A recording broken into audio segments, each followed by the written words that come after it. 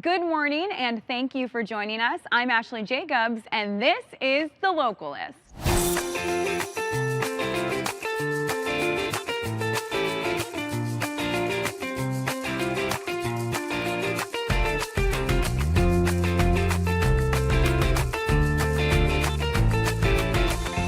Consider me and our fabulous Localist team your source for information when it comes to everything to see and to do in San Diego.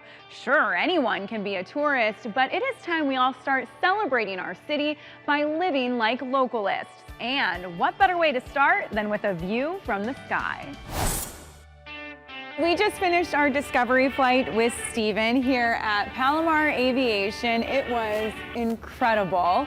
If people want to get up in the sky, what exactly is a discovery flight? Well, discovery flight's an opportunity to go up in a private airplane with an instructor and see San Diego from the air. It's about an hour long, allows you to actually take control of the airplane, fly over San Diego Bay, fly over the coast, and see if you enjoy flying.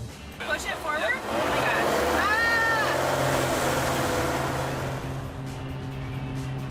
What kind of feedback do you get from people after a discovery flight? We get a lot of folks that say, I wish I started this many years ago, but at this point in their life, they say it's about time. You know, flying is a privilege. It's an opportunity to go from point A to B in a lot shorter amount of time, and it's a way to get around the country now during the pandemic. And in addition to just that feeling of empowerment, when you're literally controlling the aircraft, there's something so special about seeing San Diego from above and seeing places, you know, we saw the surfers and I'm like, I'm used to seeing them on ground level. To see them from above, it's so unique. Yeah, it really is. Yeah, it's fun. We take surfers out, sailors out up in the air, and they always are amazed what it looks like going over Swamis, going over Kellogg Beach, going over the tip of Point Loma like you did today and making that turn into San Diego Bay at about 800 feet over the water. It's magic. I'm actually flying us right now. There you go. That route that we took really is magic. It's like seeing a postcard in real time. It's so amazing. What is it about the art of flying that just pulls you toward it? I was doing model airplanes when I was about 10 years old. I went up for a discovery flight that my dad arranged for me when I was 13, and I was hooked. I started taking flying lessons when I was 16, soloed at 17, and got my license at 19. And I then went into aerospace engineering, so I actually majored in aerospace because I enjoyed it so much. I've always enjoyed flying. It's something that's very obtainable here in San Diego. We have perfect weather. We have the right aircraft. The Cirrus aircraft is a fantastic airplane. And if you didn't pick up on it in the name, Palomar Aviation is at Palomar Airport in Carlsbad. And you get a lot of people from both north of San Diego County and within the county who come here to train. We do. We get people that come all the way up from the border, the Mexico border, all the way through Rancho Santa Fe, here in Carlsbad, and then up north. In Los Angeles. People come down from Newport, from Laguna, from Malibu, and then out to the east. So the discovery flight really is affordable. It's just under $400, but when you look at what this experience is, or if you're celebrating a milestone occasion, that is affordable for this whole experience. It really is. It's an opportunity to see if people are interested in then going off to earn their license. We have some people that go up for a discovery flight for an hour. They'll take two people, somebody else will sit in the back, they'll fly somewhere and then switch seats. So one person flies up, have lunch, and then fly back from Camarillo. It's the perfect opportunity to see if both folks are interested in flying. And of course, safety is the top priority. I know that. I've known you for a long time. So how safe are these planes? These are the most safe aircraft made. They have a lot of safety features, starting with the avionics systems, which gives a lot of situational awareness to the pilot. They can see traffic, weather, terrain, all that is presented on the avionics, so they really see a lot of situational awareness. And then if something does happen, there's a full airplane parachute to bring the airplane down at about 20 miles an hour. And there's also a airbag support system built into the seat belts, so it's a very survivable. Nice. Okay, well, I think everybody's a great candidate to come check out the Discovery Flight. Where can people find more information or set up theirs? Well, they can go to palomaraviation.com. There's a link to contact us to get more information, or they can call at to fly now. Awesome. Thanks, Rick. Thank you. If flying isn't your speed, sipping may be. Coming up, we take you to one of the best breweries in the world, and it's in the South Bay.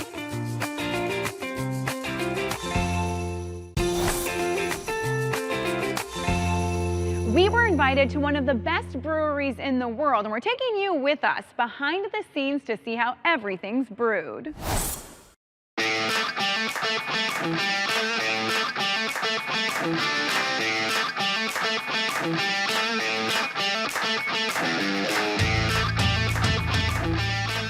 Hey everybody, we are taking you inside Novo Brazil Brewing Company in Chula Vista. You're going to get an inside, behind the scenes look at what makes their beer and kombucha stand out.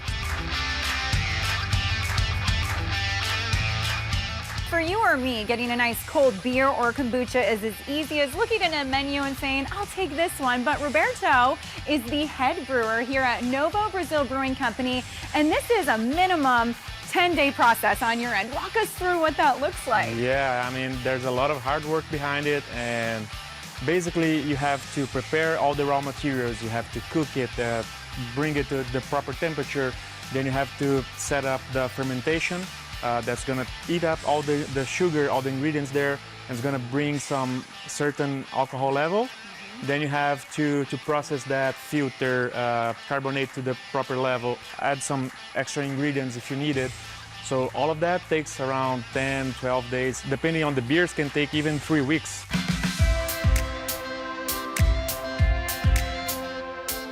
So this is a Southern California brewery, Chula Vista to be exact, but there's Brazilian soul and love that goes into every glass that is ultimately poured. What makes it stand out compared to other beers? Yes, that's correct. So basically, the company started in 2015. The owners are from Brazil, and they brought back all this culture, all this fruit, all this flavored food that we have in Brazil.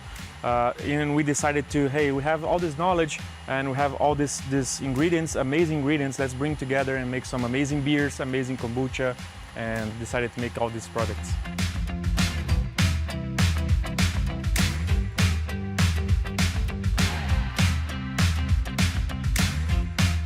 You opened this location in 2014, so you quickly became popular in the South Bay and the entire county, but even more popular on the global stage. You've won so many awards.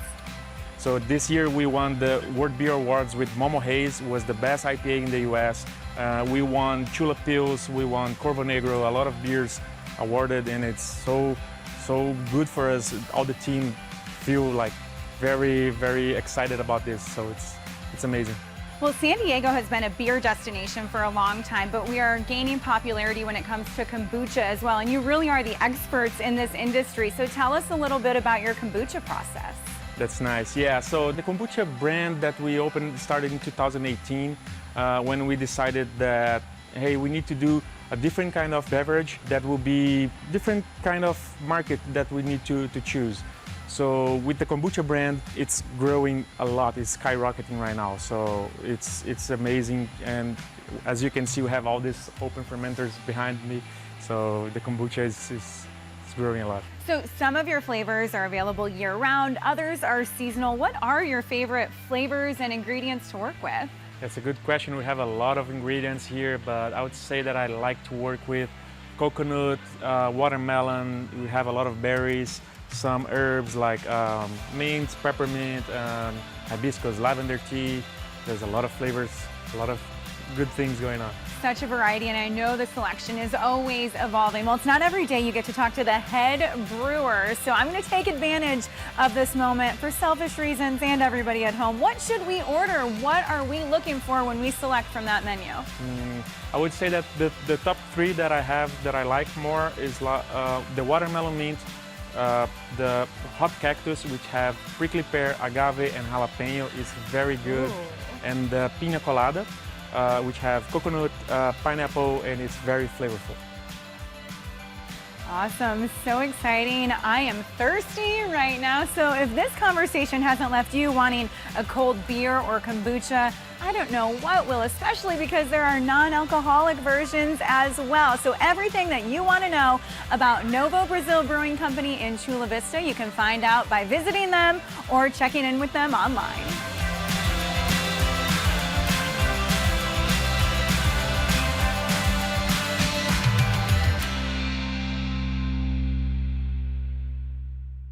There's a lot more to explore, and I certainly can't do it alone. When we come back, meet the rest of the team.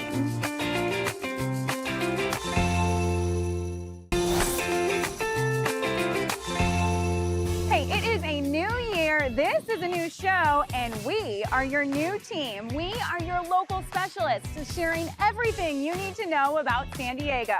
I'm Ashley. I'm Mata. I'm Lily. And I'm Brandy. And what better way to kick off the new year than with a team building exercise right here at the Grotto? What do you say, girls? Let's do it? I'm in. Let's go.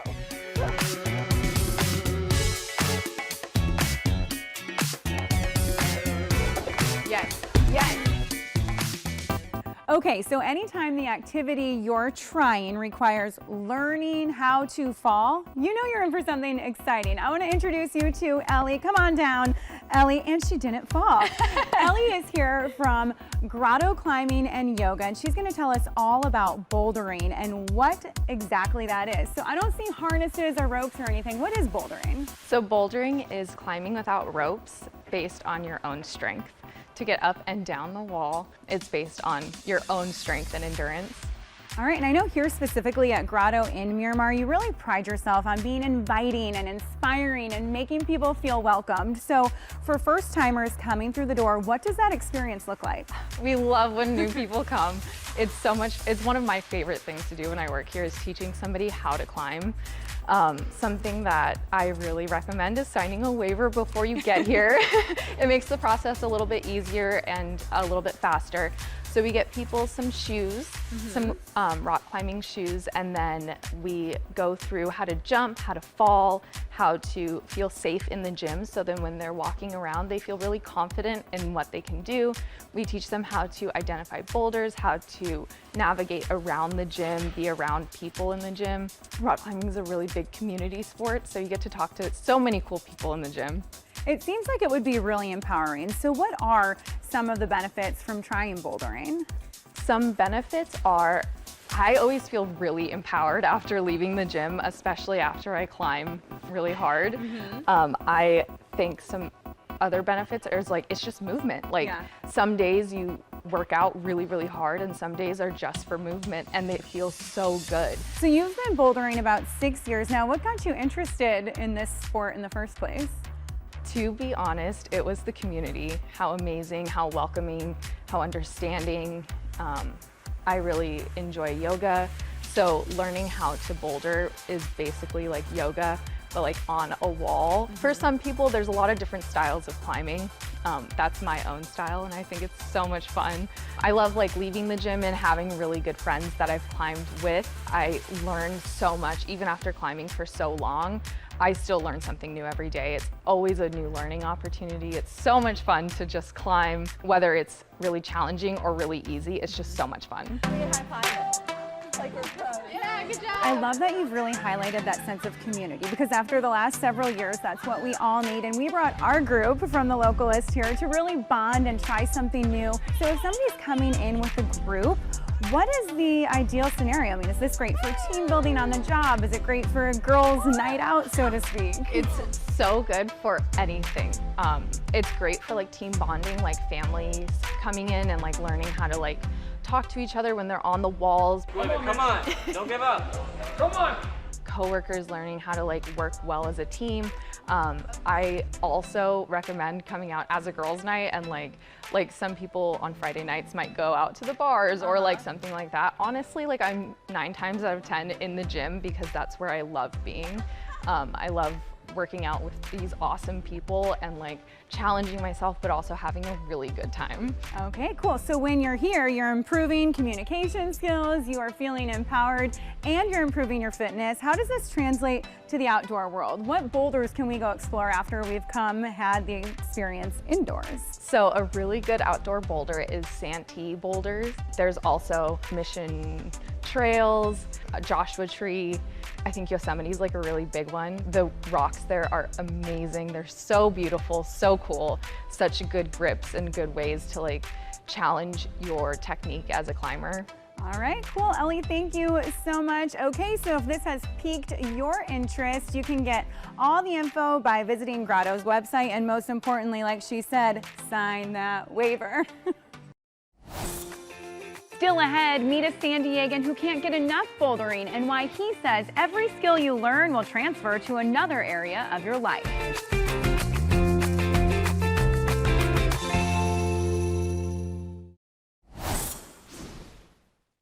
Here on The Localist, we love meeting locals, and I was fortunate enough to meet Patrick. Patrick, thank you for joining us and sharing some of those expertise, because I hear you've been doing this for a while. I've been climbing for about 35 years, and it's something that I just believe is an amazing way to spend your time, and it's really good for your body and good for your mind. 2022 just got started. It's a new year. We're out for new missions.